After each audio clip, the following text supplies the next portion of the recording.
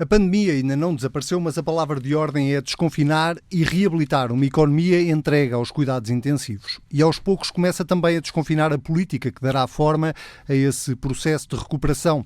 Elogiado lá fora e cá dentro, criticado muitas vezes pela proximidade ao governo e pela forma como faz a oposição, percorre o caminho que delineou e raramente se desvia dele, mesmo quando as sondagens não lhe são propriamente favoráveis. Rui Rio, presidente do PSD, é o convidado da manhã TSF, seja muito bem-vindo. Nós estamos há 3 meses num processo de confinamento e agora progressivamente de desconfinamento, mas sobretudo a batalhar contra uma pandemia e numa situação política que nunca tínhamos vivido antes. A pergunta é, quando olha para trás, com este distanciamento, que presumo que já possamos falar em algum distanciamento, qual é a maior crítica que faz ao governo? Bom dia. Não é fácil dizer qual é a coisa que correu pior e qual é a coisa que correu melhor, não é? Não é fácil, isto é uma situação muito complexa. Eu poderia fazer, ou todos nós portugueses poderíamos fazer muitas críticas ao governo, a capacidade de resposta para fazer testes, até mesmo a celeridade com que respondeu o Serviço Nacional de Saúde, o facto do Serviço Nacional de Saúde ter deixado para o lado doentes não Covid. Portanto, muitas coisas naturalmente não correram bem, porque numa situação destas, tão dramática quanto estas, tão sem experiência anterior, como é que podia correr tudo bem? O senhor não tem a sensação não podia de correr tudo bem. Não teria feito melhor? Há coisas que eu teria a sensação que teria feito melhor, que são aquelas coisas que eu critico mais ao governo. Mas, vale em boa verdade e honestidade, tem alguém a certeza que se estivesse lá tinha feito tudo muito melhor? Só um fanfarrão é que pode dizer uma coisa destas. Porque, repara, uma coisa é nós estarmos numa governação normal, cada um tem o seu programa, e nós dizemos estás a fazer mal, devia ser por ali, e conscientemente ele está a fazer daquela maneira, porque acredita naquela maneira e eu acredito noutra. Aqui isto é de tal ordem que nós temos de ser honestos, sensatos, equilibrados na crítica. Quando o governo, imagine, solta quase 2.000 reclusos, todos aqueles que tinham uma pena até 2 anos, ou que já só faltavam 2 anos ou menos para cumprir a pena, isto não tem nada a ver com a epidemia. É rigorosamente nada. Estou contra. Nunca faria uma coisa dessas. Acho que foi um disparate completo. Mas é uma coisa, de certa forma, lateral à epidemia. Não foi para combater a epidemia. Foi um já agora que eu não aceito. Portanto, isso eu não fazia. Isso acho completamente errado. Agora, fazia um esforço, naturalmente, para o Serviço Nacional de Saúde ser capaz de responder melhor, particularmente no não-Covid. Um esforço fazia. Conseguíamos, no meio daquela confusão e daquela barafunda, eu sei lá, eu acredito que sim, mas eu tenho de ser honesto, eu acho que eu não consigo a confiança dos portugueses com fanfarronices, não é? Quer dizer, na América usa-se um bocado essas coisas, aqui nem tanto, alguns usam, eu não uso. E, portanto, obviamente tinha muitas críticas a fazer, todos temos muitas críticas a fazer, mas temos que compreender uma dificuldade extrema em que tudo isto aconteceu, não é? O senhor já disse recentemente que o PSD tinha muita elasticidade neste apoio que vai dando ao governo, agora mas que entretanto as coisas teriam que retomar alguma normalidade. A pergunta é exatamente essa. Quando é que pretende retomar a normalidade política de exercer o papel de líder da oposição em plenitude? Então, à medida, isto não é daquelas coisas, eu estive a olhar para o calendário e esta coisa bate certo lá para o dia 14 à meia-noite. Isto não existe assim, isto não é desta forma. Ou seja, as coisas vão lentamente retornando à normalidade, como é evidente. Portanto, hoje já é um pouco diferente daquilo que era há um mês atrás. Mas vai ser mais exigente, por exemplo, no Orçamento de Estado para 2021 do que vai ser agora no Orçamento Suplementar? Obviamente, até porque eu penso que o Orçamento, ou espero que o Orçamento Suplementar seja tal como o nome indica, um suplemento, um complemento ao Orçamento que está em vigor, que é necessário fazer porque a autorização de despesa que a Assembleia da República deu ao Governo para o Orçamento de 2020 está muito aquém daquilo que é necessário e que está a ser feito. Portanto, nós estamos em junho e, portanto, é previsível que se não fizermos nenhum ajustamento ao orçamento, daqui por 2 ou 3 meses, não tem autorização de despesa. Portanto, tem de existir um orçamento que não é retificativo, não vamos retificar nada, é um suplementar, é um segundo orçamento a acrescentar, digamos assim, um orçamentozinho a acrescentar ao orçamento que já existe. Portanto, este vai votá-lo a favor, mesmo sem o ver? Eu não sei se vou votar a favor, depende, posso não votar a favor. Isto é a mesma coisa de votar a favor e abster-se. Quando é um orçamento normal, até posso votar contra, mas quando é um orçamento normal, está a ver?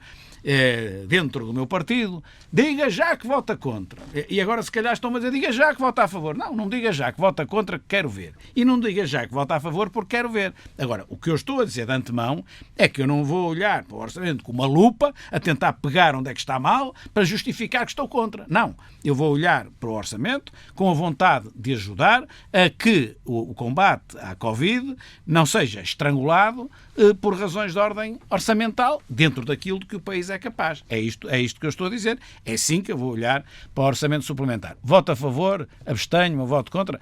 Vou olhar, como disse, com muita elasticidade, com muita vontade de deixar passar. E é isso que provavelmente vai acontecer. Agora, não excluo a hipótese de... Se me aparece um orçamento suplementar que está nos antípodas daquilo que eu entendo como necessário, então as coisas já estão diferentes. Já não é um orçamento suplementar ao anterior para cobrir aquilo que são as despesas necessárias, é para outra coisa qualquer, não sei o quê, que extravasa o que é necessário. Mas eu acho que isso não vai acontecer. No Congresso do PSD que o reelegeu, o senhor dava a entender, ou deixou até bastante claro, parece-me a mim, que achava que esta legislatura não iria chegar ao fim, não iria ser uma legislatura completa. Acha que esta crise, esta pandemia que resulta depois numa crise económica e social, podem fazer com que chegue ao cargo de Primeiro-Ministro mais cedo? Pois, o que eu disse não é com certeza absoluta, é dizer que o que eu terei dito...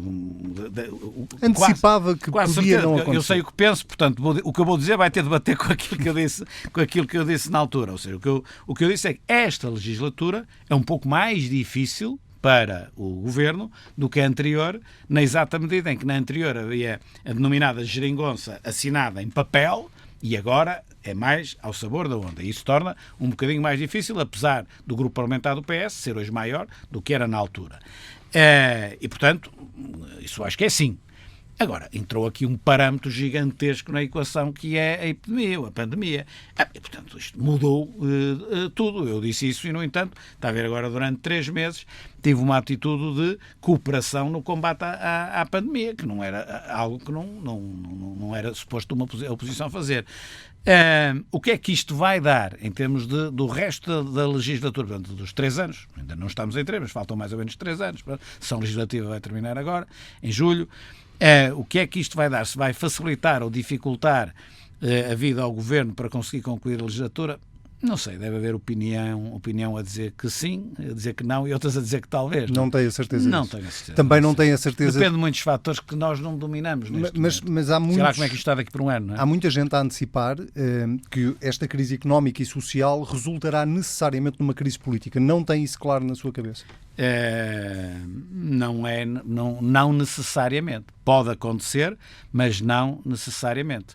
E se acontecer, não será o senhor a provocá-la? Depende.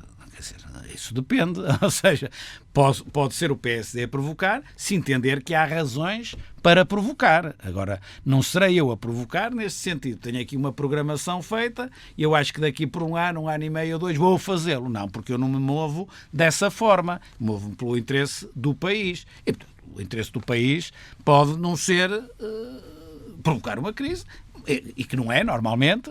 Pode haver situações excepcionais em que seja. Mas a normalidade das coisas é não.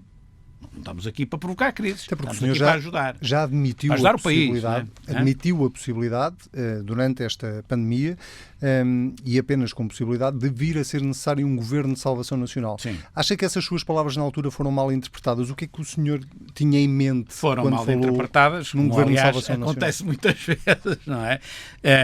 E normalmente nem é muito por responsabilidade minha, é por má vontade. Um governo de salvação nacional aqui, o que eu queria dizer é que o governo, seja ele qual for, com a composição que tiver, como eu disse, até pode ser o mesmo, vai ter de ser de salvação nacional. Ou seja, como há bocado na sua introdução disse, neste caso a economia, está numa situação tão difícil que quem vier vai ter de salvar a economia. O que eu quero dizer com o governo de salvação nacional é a situação do país, e particularmente da economia, e depois do ponto de vista social, será tão grave que a lógica é uma lógica de salvação, não é uma lógica de dizer estamos com um crescimento de 1% e queremos ter 3 ou 4%. Infelizmente não é isso. estamos com uma queda do produto que se calhar pode chegar a 10%. Portanto, veja bem a situação que estamos a falar e vamos ter de resolver, de salvar.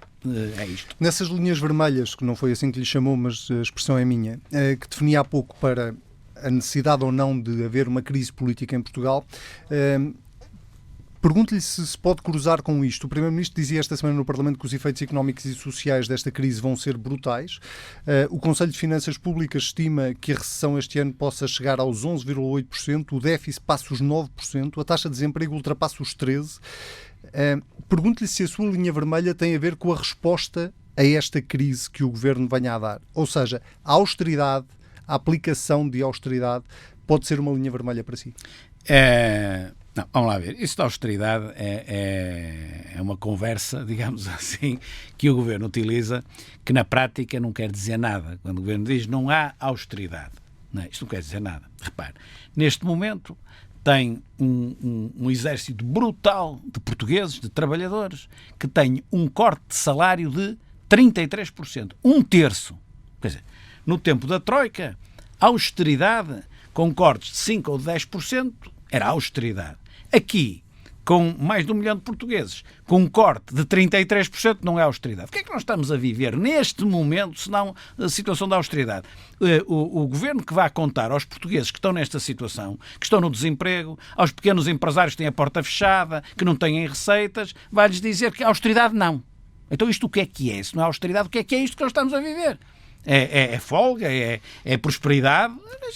Mas pode ser pior. Está no domínio de um português bacoco. Infelizmente, o que nós estamos a viver desde há 2 meses para cá é austeridade. Não sei se é a sua situação.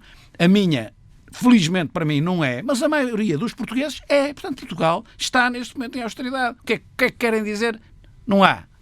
Olha, expliquem a quem está desempregado que aumentar impostos, cortar pensões, cortar salários na função pública, como aconteceu durante o período da Troika. Isso é outra coisa. Significa agravar essa austeridade ou não? Isso são as medidas que se encontrem como necessárias para ultrapassar o que eu acabo de dizer, que também é uma queda brutal do produto, a situação económica em que estamos. Mas essas medidas são as medidas técnicas e políticas que se entendam como necessárias. A questão da austeridade, essa está em cima da mesa, não há para tomarmos nós fugir. Sim, mas então, isso está claro. Da forma como o país está. Acha que a resposta a esta crise pode ter que passar por aí? Vai depender. Ou acha evitável? Depende. Repare, vamos falar de uma forma séria. Imagine que consegue segurar os salários com praticamente os salários, e quando estamos a falar dos salários é mais da função pública, porque depois no privado, como é que é? Se a porta fecha, se as vendas não se fazem, o que é que interessa? Infelizmente é como o que é que interessa, quer dizer, a conversa se é austeridade ou não é austeridade, as pessoas estão numa situação difícil. Agora, repare, que em termos teóricos conseguia segurar os salários, mas para conseguir segurar os salários e dessa forma, não é? Segurar a procura que com os salários as pessoas fazem sobre a economia, precisa que da parte da economia haja como resposta a oferta. Compreende? Ou seja, se tenho dinheiro para comprar, tem de haver produção para eu comprar. Se não há produção para eu comprar ou há produção insuficiente, o que é que acontece? Acontece que eu vou aumentar fortemente as importações. Que era aquilo que se dizia vulgarmente, vivemos acima das nossas possibilidades. O que é que isso queria dizer? Estamos a importar muito, estamos a degradar as nossas contas externas. Isto aguenta um bocado, mas não aguenta de forma ilimitada. No passado, antes da Troika, nós tivemos 10 anos seguidos de déficit da balança de pagamentos, cada um deles à média de 10% do produto. Portanto, se tiver que ser, imagine, tem que ser. Quando um país evoluiu, como evoluiu o nosso país, antes de ter de se chamar a Troika, com déficits externos, ou seja, as importações superiores às exportações, de uma forma brutal, todos os anos, durante 10 anos, estava à espera de quê? Daquilo que aconteceu. Um dia quem nos empresta o dinheiro para isso acabou. Bom, o que é que eu quero dizer com isto? Tudo isto tem limitações. É desejável, efetivamente, que se segure os salários ao máximo. Claro que é. Até é desejável até aumentá-los. Isso é desejável. Mas temos de conseguir uma política. Para conseguir isso, temos de ter um equilíbrio de toda a situação económica. Porque senão estamos com uma conversa política que não tem adesão à realidade e que depois vai redundar numa coisa pior. Em vez de cortar 5 ou 6 ou 7, corta 10, 15 ou 20, que ainda é pior. Acha que o Governo está a ser demasiado definitivo quando afasta esse cenário de austeridade, quando diz que não quer cortar salários, não quer cortar pensões, não está a pensar aumentar impostos? Acha que o Governo pode estar, não diga mentir, mas a enganar de alguma forma os portugueses? Na conversa política que lhe interessa dar agora, não é? Se a forma como vai conseguir, depois lá há de embrulhar da melhor maneira. Agora, estamos todos imbuídos de um objetivo, melhorar o mais possível a qualidade de vida e as condições de vida das pessoas. Melhorar o mais possível face à situação que temos e que vamos e para a qual caminhamos. Portanto, melhorar. Isso todos queremos. A forma como vamos melhorar é que vamos ver.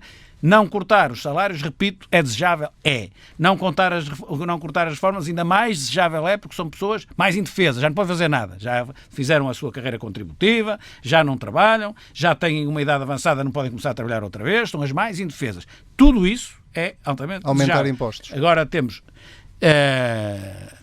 eu diria assim, se nós tivéssemos tido um governo, como eu entendia que deveria ter sido, em termos de política orçamental, neste momento, até poderíamos dizer, se calhar pode ter de haver aqui pontualmente um esforço de impostos, dada a situação em que estamos.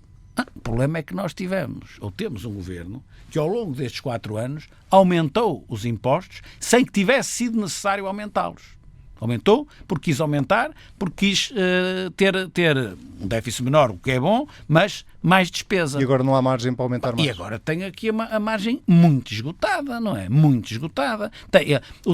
Tem uma carga fiscal própria de uma situação difícil como esta, numa situação que não era tão difícil, ou que não era difícil, como esta agora é. Portanto, foi errado, foi uma política errada. Mas quem é que adivinhava que há uma pandemia? Claro que ninguém adivinha que há uma pandemia, mas a verdade é que é assim, hoje, repare nesta diferença para as pessoas entenderem isto.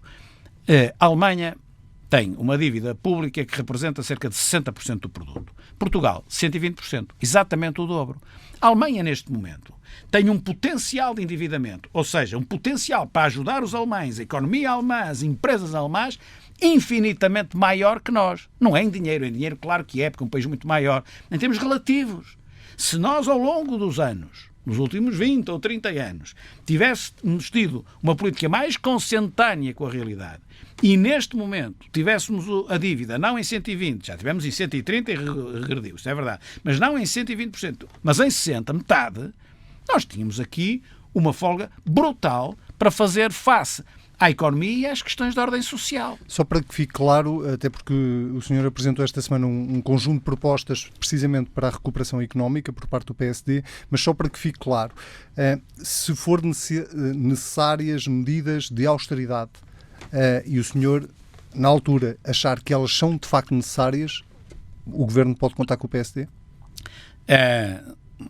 Se eu achar, depende do que é, lá está o que estamos a falar, lá frente, que é a austeridade. A austeridade nasceu há pouco tempo, como sabe, por exemplo, no tempo quando o Dr. Mário Soares foi primeiro-ministro pelo Partido Socialista, também não havia austeridade. Na altura apertava-se o cinto, não é? Não sei se é do seu tempo e se lembra disso. Isto é conversa de português, como é lógico. Nós estamos, neste momento, com o cinto apertado e a austeridade. É como estamos. Como disse, felizmente alguns não. O senhor acho que percebeu o alcance da pergunta, que é, se for necessário de facto aumentar impostos para equilibrar do lado da receita, se for preciso cortar despesa, sim. E se o senhor entender que isso de facto é absolutamente fundamental para o país, conta com o PSD? Eu diria assim, tudo aquilo que eu entenda que é fundamental para o país, eu darei o meu apoio. Agora, tem tudo aquilo, aumentar a despesa, baixar a despesa, o que for. Mas se eu entender que efetivamente é importante para o país, é aquilo que eu farei. Ou seja, não farei aquilo que é importante para mim ou para o PSD. Farei aquilo que é importante para o país. Sim. Agora, o que eu entender, não é o que o Governo entender. Uma das propostas que apresentou esta semana, precisamente na área fiscal, passa por uma descida do IRC para 17% entre 2020 e 2023. Mas é muito pontual isso. Não é o IRC todo, não é? Durante 3 anos. Mas não é o IRC todo. E não é o IRC todo. Quanto é que isto significa de perda de receita para o Estado? Não é significativo. Não lhe sei dizer exatamente os milhões, até porque nós também não sabemos como é que vai ser a economia disso. Agora, estamos a falar do seguinte: taxa reduzida aplica-se a empresas que tenham um lucro inferior a 25 mil euros. E o que nós dizemos é, em vez de se aplicar às que têm um lucro inferior a 25, ser um lucro inferior a 100 mil. Portanto, quantas empresas é que têm um lucro inferior? Estamos a falar de pouco, não é? Digamos, estamos a dar um incentivo fiscal pequeno, porque é o que se pode, face àquilo que é a carga fiscal que existe neste momento, e nós, no nosso programa eleitoral, tínhamos uma descida da carga fiscal relativamente significativa, dentro daquilo que era possível. Mas se é tão pequeno, qual é o efeito que isso vai produzir? Mas essa redução da carga fiscal que nós fazíamos no nosso programa eleitoral era com base na folga que o crescimento económico nos permitia. Ora, o crescimento económico, em vez de ser em 3 ou 4%, não é, em termos nominais, neste momento vão ser 7 ou 8 ou 9 ou 10 a cair. Portanto, a folga para aí não existe nada. Portanto, a única coisa que podemos dar é pouco, e isto é relativamente pouco, é uma ajuda aos mais pequenos, é uma ajuda àqueles que têm lucros pequenos, mas ainda assim um pouco maior do que aquilo que a lei permite neste momento. Mas que são de facto poucas empresas, a maior parte das empresas não paga IRC. Sim, eu já disse, eu não faço fanfarronices, não estou aqui a dizer, vou fazer... Não, é uma ajuda. E tem números relativamente aos benefícios fiscais que o PSD se propõe dar para atrair, nomeadamente, 3, 4 auto-Europas? Estas nossas medidas todas que temos aqui, ou algumas destas medidas mais diretas, como esta que agora falou da taxa reduzida do IRC, significam, segundo as nossas contas, qualquer coisa, como nestes próximos 2 anos, entre 0,5% a 1% do PIB. Mas deixe-me dizer-lhe uma coisa, com total sinceridade. É uma ordem de grandeza que nós temos, mas que depende de um fator que nenhum de nós determina completamente. É quanto é o PIB. O PIB, em 2019, foi X. Agora quanto é que vai? Vai cair 7, vai cair 10, vai cair 12? O governo estima 7. 7,5, pois, e eu estimo, acho que vai mais um bocadinho. Acha que vai mais? Se olhar para as estimativas que tem havido das diversas instâncias, nacionais e internacionais, admito que seja um pouco mais. De certeza que, para me estar a dizer isso, já fez as contas. Não sou isso. Acha que chega aqui aos 10? Sou economista, mas não sou técnico da matéria, não sei estimar crescimentos do PIB, mas não é? Mas tem o seu centeno? Sim, mas temos os nossos entendidos, mais entendidos na matéria, do que eu próprio, como é evidente. E, portanto, eu perspectivo um bocado mais. E, portanto, para sabermos quanto é o PIB, temos de saber isso. E, portanto, para sabermos quanto é que a despesa pesa no PIB, temos de saber quanto é o PIB, não é? E, portanto, isto é uma estimativa que nós fazemos, portanto, como vê, não é uma coisa muito pesada, mas depende disso. Agora, há outras medidas que dependem daquilo que for a ajuda europeia. Também está indexada a ajuda europeia. Portanto, a escala do apoio, a escala da medida vai depender também daquilo que for a ajuda europeia. Mais ajuda, mais escala, mais incentivo. Menos ajuda, menos escala, menos incentivo. O Governo prepara-se também para mudar o regime do layoff. O PSD já se pronunciou sobre isso há umas semanas, dizendo que o regime de layoff devia manter-se até ao final do ano. O que lhe pergunto é se deve manter-se exatamente nos termos em que existe atualmente ou se admite que possam ser feitas algumas alterações. E já agora, do ponto de vista do trabalhador, se o trabalhador deve continuar a suportar uma parte do custo. Deve continuar até ao fim do ano como está. Ponto. Agora vamos especificar melhor. Primeiro, deve haver algumas afinações e alterações pontuais, eu devo-lhe dizer quase de certeza absoluta, porque é impossível uma medida deste género ter sido aplicada durante estes meses sem que agora se olhe para trás e não se diga, não, está perfeito, não falhou nada, não tenho nada a ajustar. É possível. Isto é uma medida, diga-se de passagem, do ponto de vista da racionalidade económica, da ordem absurda, mas mais absurdo que a medida é a pandemia, não é? Portanto, estamos a responder com absurdos ao absurdo, mas tem de ser, não há outra forma de fazer, porque naturalmente que ajustamentos dessa ordem têm de haver. Agora, o que eu acho é que há setores que têm de continuar fechados e há setores que, mesmo não continuando fechados, têm de reduzir a sua atividade porque o facto da economia não começar a funcionar toda como um só, naturalmente que leva a que há setores que já têm alguma procura, já podem trabalhar, mas ainda não têm a procura, que justifiquem o quadro pessoal completo no exercício das suas funções. Portanto, eu acho que deve ir até 31 de dezembro Mas serão menos empresas, porque há mais empresas abertas, há mais empresas que precisam de mais, não todos, mas mais do que aquilo que precisam. E os trabalhadores continuarem a suportar uma parte? Sim. Porque é inevitável. Eu acho para si. Inevitável. Vamos lá ver uma coisa. O agradável é dizer o que diz o Bloco de Esquerda. Os trabalhadores, mesmo em layoff, devem receber 100%. Ou seja, o que o Bloco de Esquerda diz, tanto faz estar a trabalhar como não trabalhar, recebem todos por inteiro e por igual. Há aí uma pequena injustiça, porque é diferente de estar a trabalhar, mesmo que eu não esteja a trabalhar porque não posso e não porque não quero, há uma pequena injustiça relativamente àquele que está mesmo a trabalhar. E, portanto, há essa pequena... Mas depois há outro aspecto que todos temos de entender, quer dizer, se forçamos quando não há, nós vamos pagar caríssimo a seguir, mas caríssimo.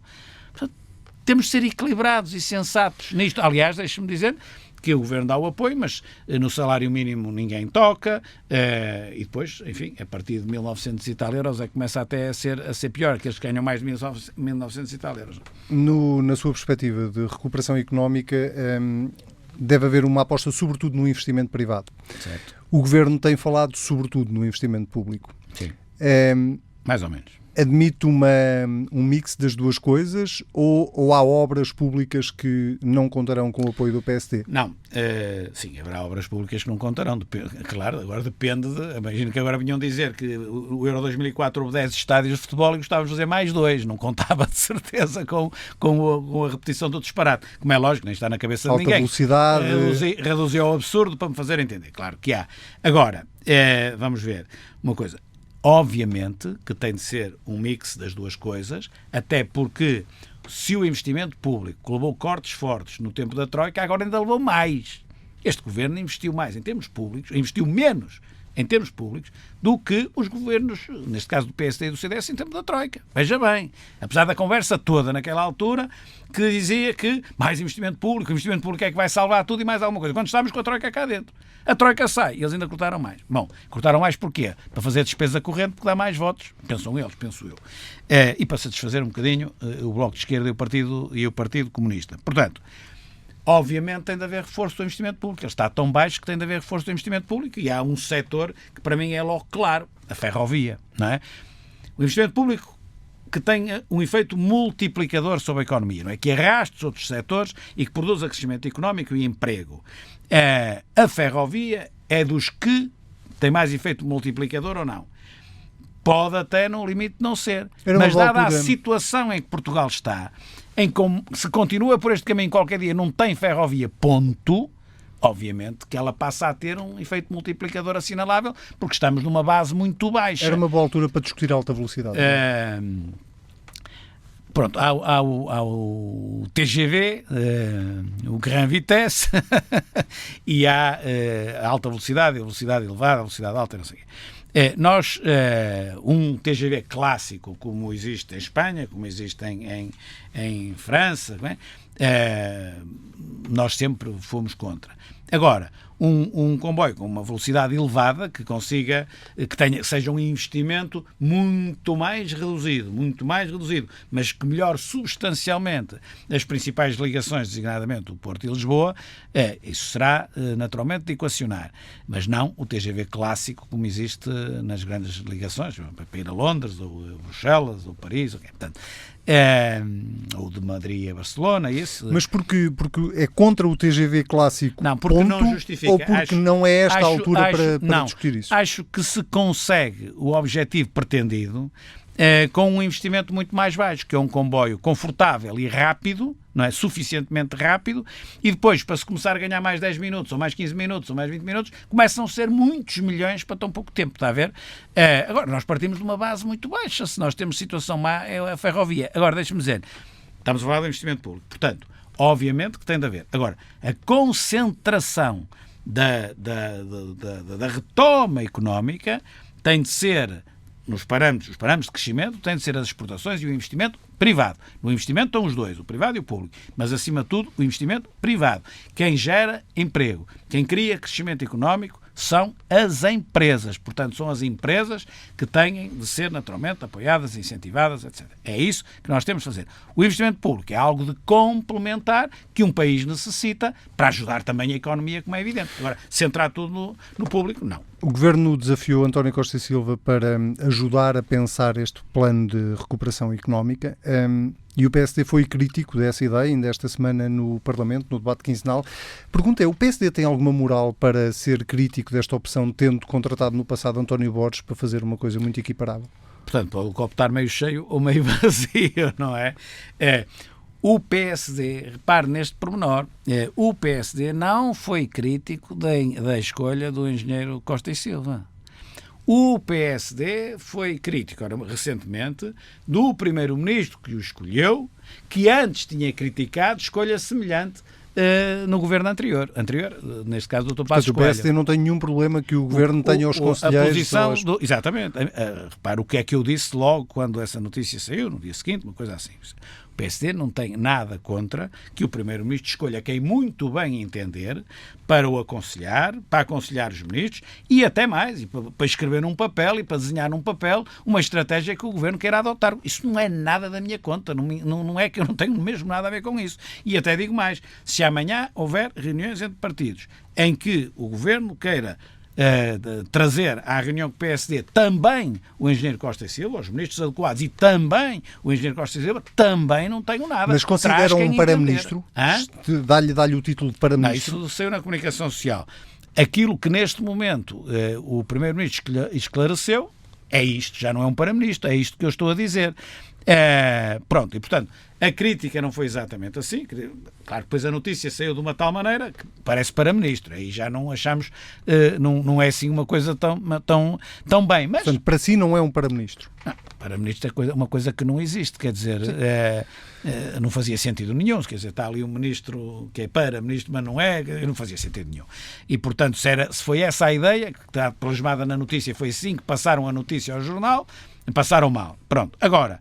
como um conselheiro, como alguém que vai colaborar, como alguém que eles entendem que sabe pensar bem e que, portanto, dá ali uma colaboração e que até pode ser ele o relator do documento base, não é nada comigo, eu não tenho nada a ver com isso. Agora, há uma contradição, porque quando o governo do Dr. Passos Coelho chamou o engenheiro professor António Borges, que tive, aliás, a oportunidade de conhecer muito bem, foi vice-presidente com ele do partido no tempo da doutora Manuela Ferreira Leite, choveram críticas por todo lado. Mas isto sabe uma coisa, é como nós na política temos de ter muito cuidado. Repare nisso, e há bocado, ao longo da nossa conversa, isso ficou patente. Eu tenho sempre muito cuidado, e é assim, quando eu discordo, digo que discordo.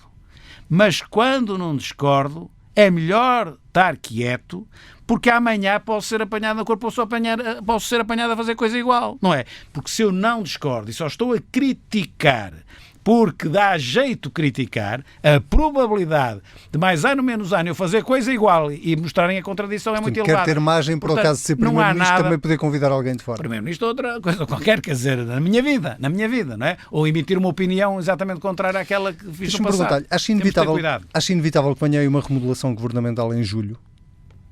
Isso inevitável não é, mas a minha intuição, e acho que de quase todos nós, é que sim, ou seja, aquela encenação que foi feita entre o Primeiro-Ministro e o Ministro das Finanças num dia à noite no Palácio de São Bento, não é? Com a chamada da comunicação social para tirar umas fotografias e mostrar que estava tudo bem, está tudo mesmo muito bem, só faltou o cumprimento que o vírus não permite.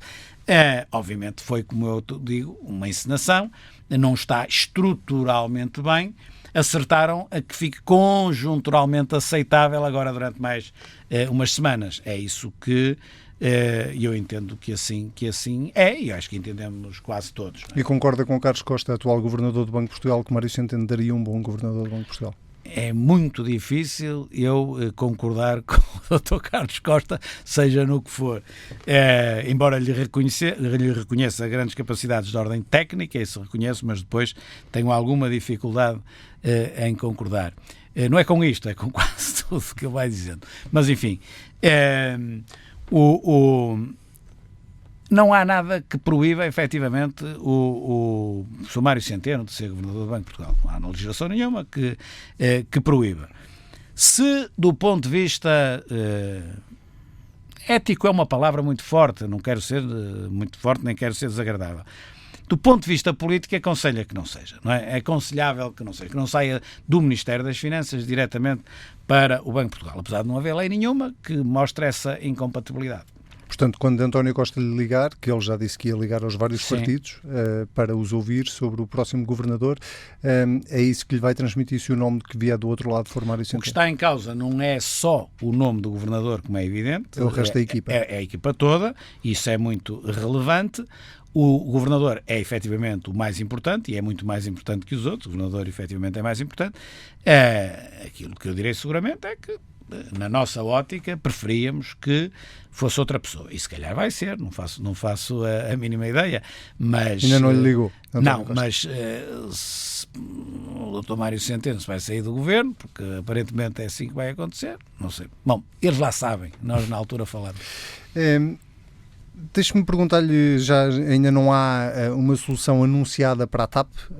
Há valores que apontam para mais de 1.000 milhões de euros de necessidades de injeção de capital.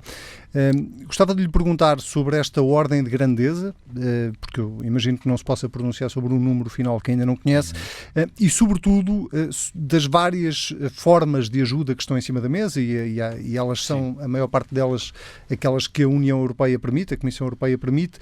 Qual delas é que lhe agradaria mais para uma intervenção no Estado, uma vez que o senhor já disse que a TAP tem que ser ajudada, portanto presumo Sim. que parta desse pressuposto. A TAP tem de ser ajudada se tiver um plano de negócios que demonstre que o dinheiro que lá é metido agora não é apenas para tapar um buraco conjunturalmente e que daqui por 4 ou 5 ou 6 ou 7 meses vamos ter de meter mais. E se não tiver esse plano de negócios, deixa-se cair?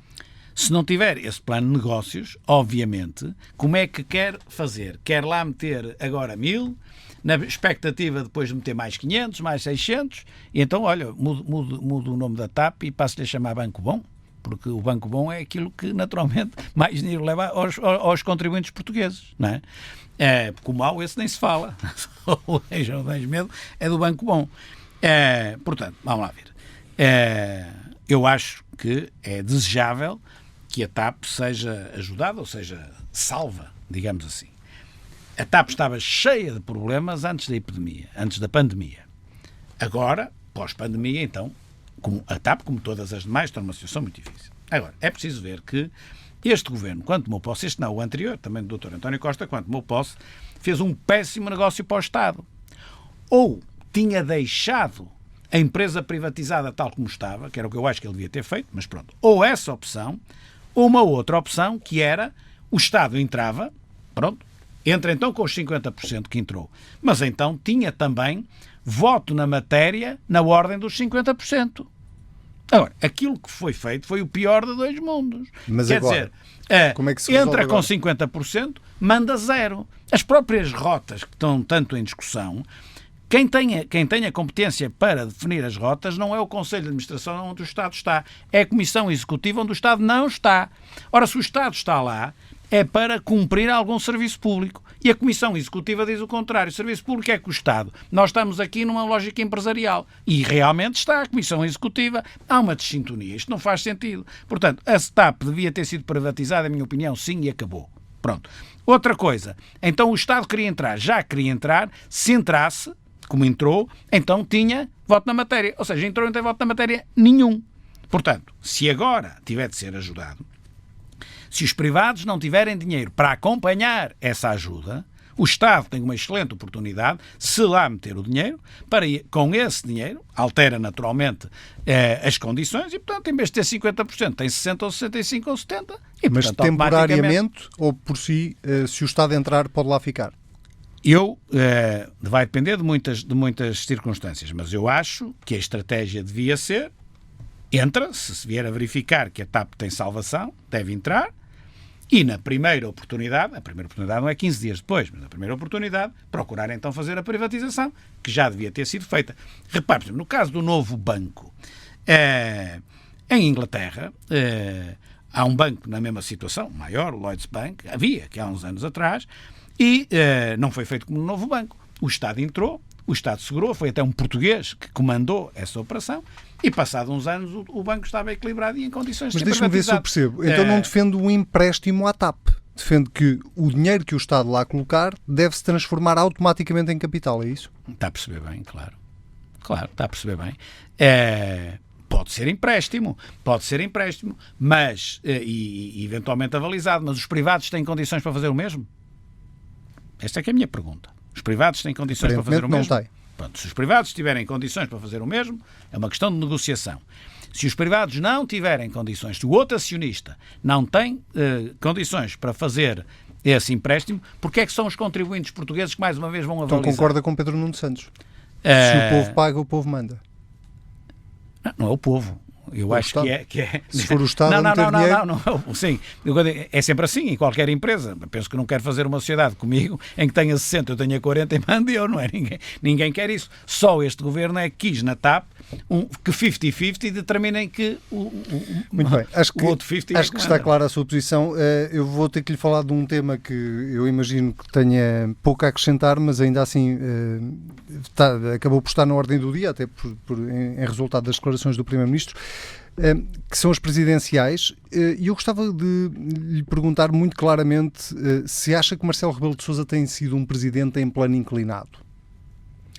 Com plano mais inclinado, próximo do Partido Socialista do que outra coisa qualquer. Plano inclinado quer dizer isso? Eu pensei que plano inclinado quer dizer que começa alto e vai a inclinar para baixo. Não, em plano inclinado no sentido mais próximo do governo. Está bem. Primeiro, a função institucional de Presidente da República obriga, entre aspas, o Presidente da República faz o que quer, mas constitucionalmente obriga a entendimento e cooperação com as demais instituições, com o Governo, com a Assembleia da República, com tudo, com as câmaras municipais, com tudo. E, portanto, nós, quando estamos num partido político, e estamos no Governo ou fora dele, não podemos olhar para o cargo de Presidente da República como este devia estar do nosso lado, porque ele não pode estar de lado nenhum. Ele tem de estar equidistante, ajudando as instituições e o país. Dito isto, há momentos, naturalmente, porque o professor Marcelo Rebelo de Sousa, militante e quase militante fundador do PSD, que há muitos militantes do PSD, simpatizantes do PSD, que gostariam que houvesse uma maior demarcação do governo do que aquela que ele faz de quando em vez. E o senhor é um deles? É óbvio que ao fim de 4 anos, não é? Já passaram, começou em março de 16, ao fim de 4 anos vai-me perguntar assim, mas então todas as atitudes que teve o professor Marcelo Rebelo de Sousa, eu estive de acordo com tudo. Isso é impossível, isso não existe. Agora, reconheço que não podemos, enquanto partido, exigir ao Presidente da República, e o professor Marcelo Rebelo de Sousa deixou de ser o professor Marcelo Rebelo de Sousa, para ser o Presidente da República, aquilo que nos dá mais jeito sempre. Lá de vez em quando gostamos mais, outras vezes gostamos menos. Qual foi assim o momento mais baixo da presidência de Marcelo Rebelo de Sousa? Aquele que o senhor gostou menos? Não sei dizer assim. Não me recordo. Não, entre os momentos todos há de haver provavelmente 1 ou 2 que gostei mais e 1 ou 2 que gostei menos. Mas não lhe sei dizer assim, vindo à cabeça. Incomodou de alguma maneira esta espécie de apoio, entre aspas, de António Costa a Marcelo Rebelo de Sousa? Sentiu aquilo como uma jogada de antecipação do Primeiro-Ministro? Não, por acaso não senti. Até tenho dúvidas se aquilo saiu na hora e ele 5 minutos antes nem estava a pensar nisso e quando estava a falar é que saiu, ou se realmente de manhã quando acordou disse é hoje que eu vou dizer isto. Tenho dúvidas, não sei sinceramente o que é que, como é que ele teria na cabeça. Eu também ando nesta vida há uns anos e sei que às vezes também acontecem essas coisas. Na hora que estamos a falar, saiu e antes nem tínhamos programado. Ou então, outras vezes temos programado, não sei. Não incomoda. Mas vamos lá ver. Como é que pode incomodar o PSD quando um militante, que foi durante a história destacado do PSD, recebe em tão altas funções quanto as do Presidente da República o apoio do nosso maior adversário. Isso até, de certa forma, é honroso para o PSD, não é? Na Madeira o senhor tem um militante, um colega seu de partido, presidente do Governo Regional, que está a ponderar se candidata a Presidente da República. Se isso acontecer, admite não apoiar ninguém nas próximas presidenciais e dar liberdade de voto aos militantes do PSD? Não apoiar ninguém e dar liberdade de voto numa eleição tão importante quanto a Presidência da República, ela não é para partidos políticos, é verdade, mas numa eleição tão importante e um partido tão importante como é o PSD não ter posição e dar liberdade de voto é muito difícil de acontecer. Prefere apoiar, tomar uma posição e apoiar alguém? Sim, eu acho que é o Conselho Nacional e a Comissão Política Nacional, não sou eu, mas eu não estou a ver, sinceramente, que um partido com a dimensão do PSD, numas presidenciais, diga, façam lá o que vos apetecer, nós é-nos mais ou menos indiferente. Não estou a ver isso. E o mais provável é apoiar Marcelo Rebelo de Sousa? Sim, o mais provável, não vale a pena estar com coisas, obviamente. Tendo em conta que estamos a 8 meses das presidenciais, porquê que continua a querer evitar esse apenas por uma razão, por uma razão simples, porque o professor Marcelo Rebelo de Sousa ainda não foi taxativo a dizer o candidato. Portanto, não é? No dia a seguir a ele apresentar a recandidatura... No dia a seguir a ele apresentar a recandidatura, o PSD tem efetivamente então tomar uma posição pública sobre essa mesma candidatura, até porque já estamos em junho, não é? Já faltam pouco mais de 6 meses. Não é? Um dos dossiês que o senhor considerou mais importante no último congresso foi o das autárquicas. Já disse que quem escolhe o candidato a Lisboa e Porto é o senhor, pelo menos saíram notícias a dizer que o senhor tinha dito mais ou menos isso. Sim. Já tem nomes na cabeça para Lisboa e para o Porto? Vamos lá ver. Primeiro, é verdade, não sou eu, mas o Conselho de Lisboa e o Conselho do Porto, os mais importantes do país, obviamente que vai ser uma decisão da responsabilidade. Aliás, elas são todas da responsabilidade da Secretaria-Geral e da Direção Nacional do Partido. É a assinatura do Secretário-Geral que conta no momento de entrar em tribunal, portanto é segunda. Mas, obviamente, que nesses dois casos nós temos uma palavra decisiva e final nisto. Não quer dizer que não se converse com as estruturas locais, com certeza que se conversa com as estruturas locais. É mais do que evidente isso, mas aí é a maior responsabilidade. Agora, deixe-me dizer-lhe, a sua pergunta é se tenho nomes na cabeça. Deixe-me dizer uma coisa. Nós estamos, apesar de tudo, a mais de um ano das eleições autárquicas. Eu fui candidato, eu diretamente 3 vezes a umas eleições autárquicas, tenho alguma experiência. Olha, tenho mais experiência que aqueles que são todos autarcas neste momento. Estão lá alguns que ainda vão completar os 12 anos, outros com 5, outros com 6, e eu já lá estive 12, não é? Pronto, tenho mais experiência, sei exatamente aquilo que estou a falar. Penso que até é uma vantagem o Presidente do Partido ter sido autarca há tantos anos em ano de eleições autárquicas. Um candidato que avance com uma antecedência de um ano, e já é isso, e um ano é em outubro, nem é agora, é um candidato que depois tem uma dificuldade tremenda durante um ano, porque sabe o que é estar na oposição sem instrumentos nenhum, porque nem sequer é bem oposição, nem vereador é muitas vezes. E, portanto, como é que aguenta 12 meses junto ao eleitorado, todos os dias, a estar presente, a dar propostas, a mostrar a diferença? É uma maratona. Quando é que os candidatos se devem começar a apresentar? Isto não quer dizer que, para não ser hipócrita, então, em 2 eleições tão importantes, volta e meia não me vem à cabeça quem é que poderia ser. Claro que vem, mas isso é humano, não é só... É humano que para Lisboa e para o Porto? Sim, claro que é humano. E vem mas uma coisa é vir à cabeça. À noite, quando se deita, vem coisas à cabeça. Como não me vai dizer quem é que lhe vem à cabeça, claro deixa-me só perguntar-lhe isto.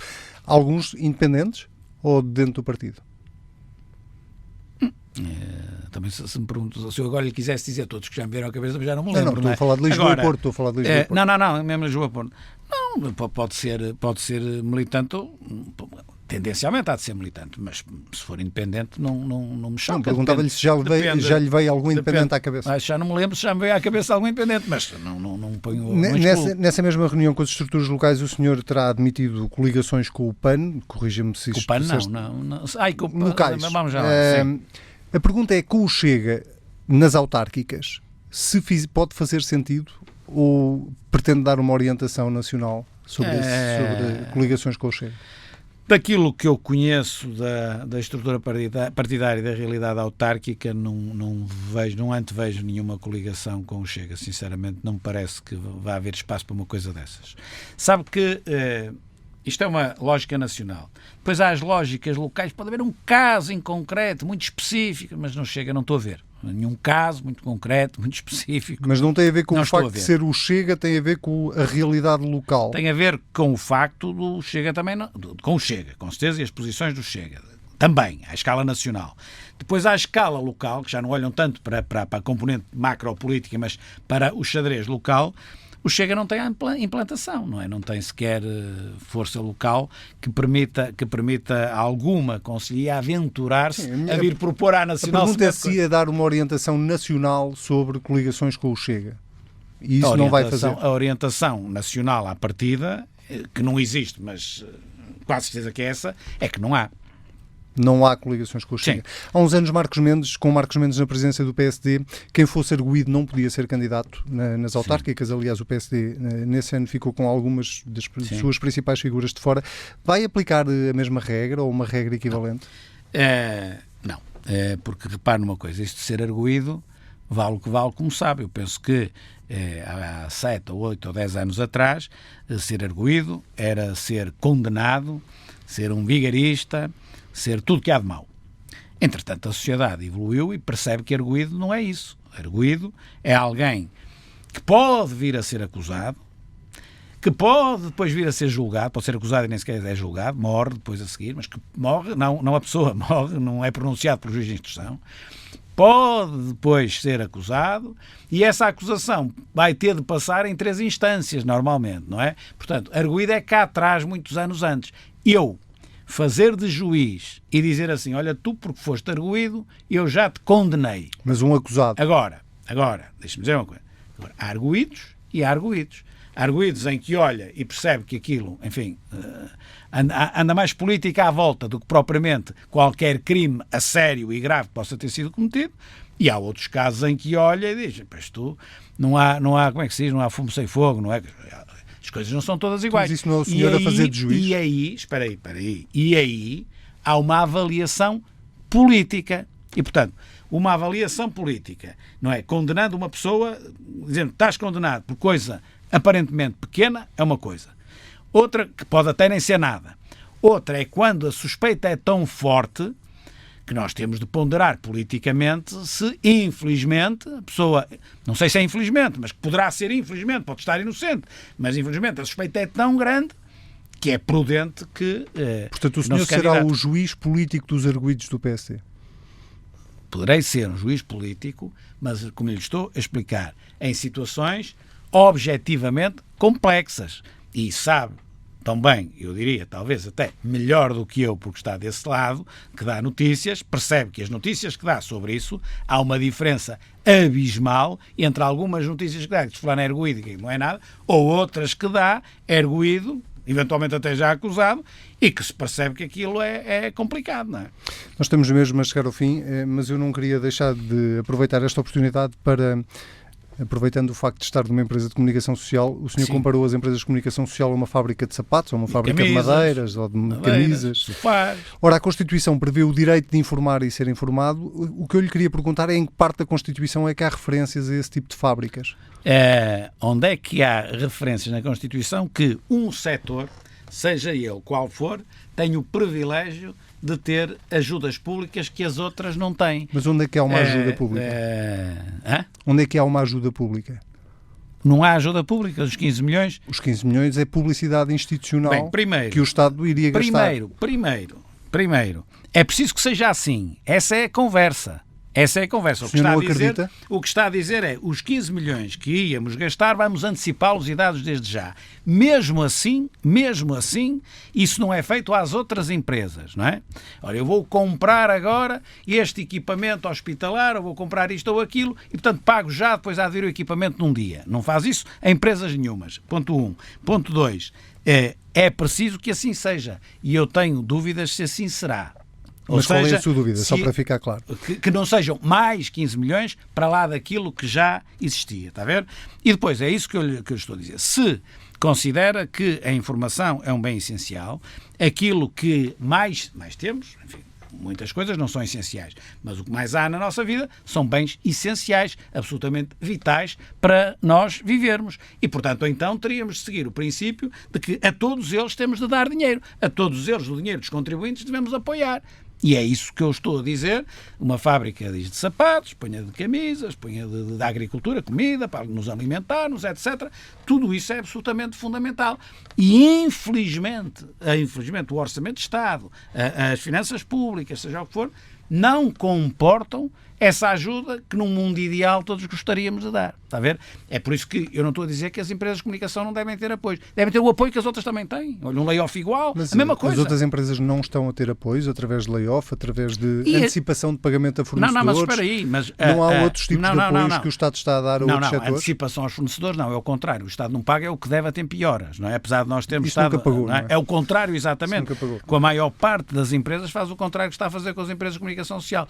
Aquilo que o Estado, e não é o Estado, aquilo que o Governo está a fazer com as empresas de comunicação social, por mais politicamente incorreto que seja o que eu vou dizer, é dar à comunicação social porque pretende uma pacificação com a comunicação social que não lhe é tão importante nas tais fábricas de sapatos ou de camisas ou disto ou daquilo. É esta a verdade. Essa pacificação é um eufemismo para um controle, como alguns defendem ou têm advogado, que possa acontecer, o Governo que pode acontecer, está a fazer isto para tentar controlar os órgãos de comunicação social.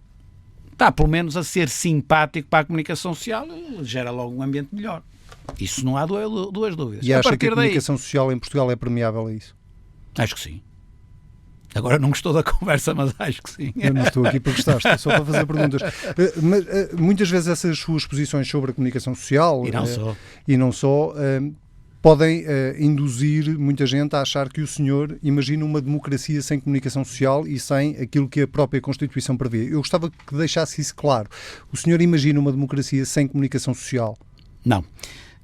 Não há, ainda a maior parte de vocês não eram nascidos, eu já sabia isso, já dizia, já defendia ainda antes de 25 de Abril. Não há democracia sem liberdade de imprensa.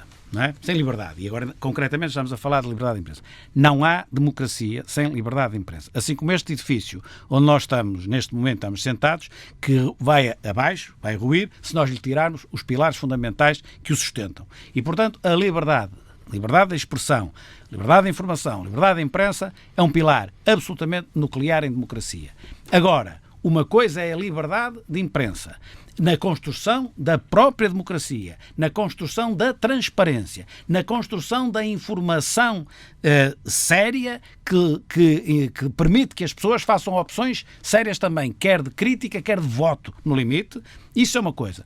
Outra coisa é quando a comunicação social não cumpre essa função, na maior parte das vezes distorcida, porque o seu objetivo não é distorcer por esta razão, porque o seu objetivo não é propriamente o social, mas sim a comunicação que vende, a comunicação que dá lucro e automaticamente os objetivos que uma comunicação tem, quando o seu objetivo é vender mais ou ter mais lucro, é diferente de quando é verdadeiramente social e dá aquela informação que a democracia precisa. E aquilo que nós sabemos é que há todos os órgãos de comunicação social resvalam, mas naturalmente que uns é de vez em quando e outros é até por linha editorial, quando resvalam, como é evidente, não estão a cumprir essa função absolutamente vital em democracia. Digo mais, quando manipulam e quando desinformam, até ao contrário, estão a destruir a democracia. E isso acontece muito no panorama da comunicação social, não é só em Portugal, não é? Não é só em Portugal. Eu não posso deixar de lhe perguntar sobre o que se está a passar nos Estados Unidos.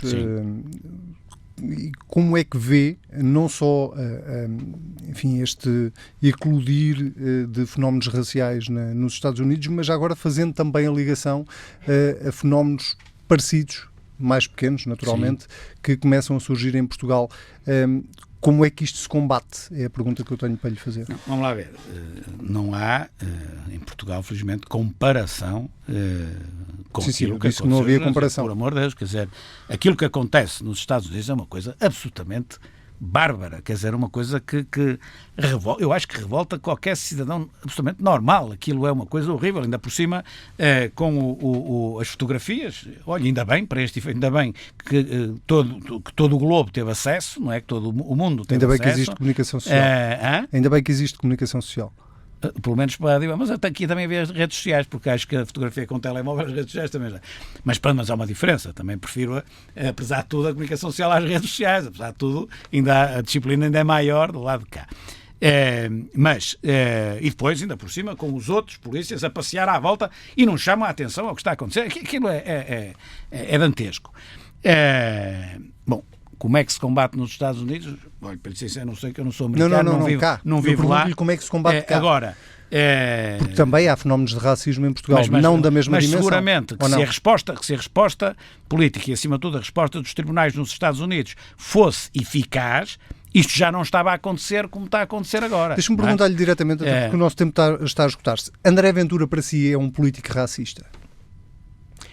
Eu acho que o Dr. André Ventura, posso estar enganado, mas muito do que ele diz, não sei se tudo, mas muito do que ele diz, é mais por tática política do que propriamente por estar completamente convencido daquilo que ele está a dizer.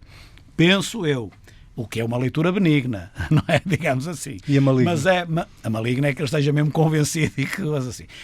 O que quer, parte estará convencido, mas há uma parte do exagero que eu penso que é, digamos, de marketing político para conquistar um nicho de mercado eleitoral. Mas isto que eu estou a dizer há de se provar com o tempo, com o andar do tempo, logo se vê como é que ele vai agir. Porque uma coisa é o marketing, não é? Vai dizendo e a coisa vai surtindo efeito. Mas a dada altura o marketing esgota.